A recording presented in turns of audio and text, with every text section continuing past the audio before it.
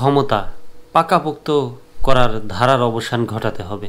প্রথম আলোর খবর, ক্ষমতায় এলেই অনেকেই ক্ষমতা ছেড়ে যেতে চান না, পরে জোর জুলুম করে অভ্যুত্থানের মাধ্যমে ক্ষমতা থেকে সরাতে হয়, সে যে সরকারি আসুক। তো প্রথম আলোর একটা খবর, ক্ষমতা পাকাপোক্ত করার ধারা, সেই ধারার অবসান ঘটানোর একটা খবর, বিস্তারিত পড়ব।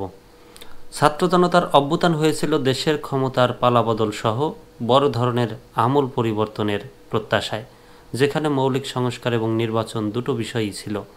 সবাই সারাক্ষণ অভ্যুত্থানের সাফল্যের পেছনে ছাত্র জনতার কথা বললেও উপেক্ষিত থাকছে সাধারণ মানুষই সংখ্যাগরিষ্ঠ, যারা ভোটের মাধ্যমে নিজেদের মতামতের প্রতিফলন ঘটাতে পারেন।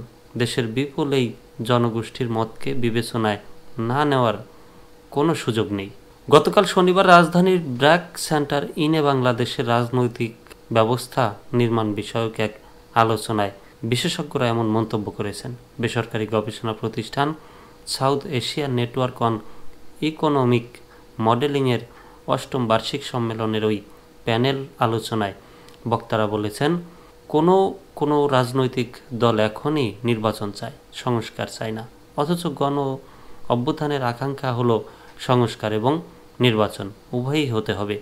কাজেই ক্ষমতা পাকাপোক্ত করে রাখার ধারার অবসান ঘটিয়ে গণতান্ত্রিক পরিবর্তন আনতে হবে। বাংলাদেশের কমিউনিস্ট পার্টির সাধারণ সম্পাদক রুহিন হোসেন প্রিন্স বলেন, গণ অভ্যুত্থানের ৬.৫ মাস পর আমাদের সবার কি খোলা মনে কথা বলার পরিবেশ আছে? নেই। ছাত্র জনতার কথা বলছি। অনেক আলোচনা, এত গণতন্ত্রের কথা, সুদিনের কথা, কিছু একটা করলেই সমাধান আসবে। এসবের সঙ্গে কি আমরা জনসাধারণকে যুক্ত করছি? ঢাকা বিশ্ববিদ্যালয়ের ডেভেলপমেন্ট স্টাডিজের অধ্যাপক আসিফ এম শাহান আলোচনায় অংশ নিয়ে আইন শৃঙ্খলা রক্ষাকারী বাহিনীগুলোর কার্যক্রমকে জবাবদিহির আওতায় আনার প্রয়োজনীয়তার কথা বলেন। জাতীয় নাগরিক কমিটির সহ আহ্বায়ক সরওয়ার তুষার বলেন, অতীতের সরকার ব্যবস্থায় মানুষের কথা শোনার কোনো ব্যবস্থা ছিল না। প্রধান রাজনৈতিক দলগুলো যে প্রতিশ্রুতি দিয়ে ক্ষমতায় এসেছিল, তারা সে প্রতিশ্রুতি রাখেনি।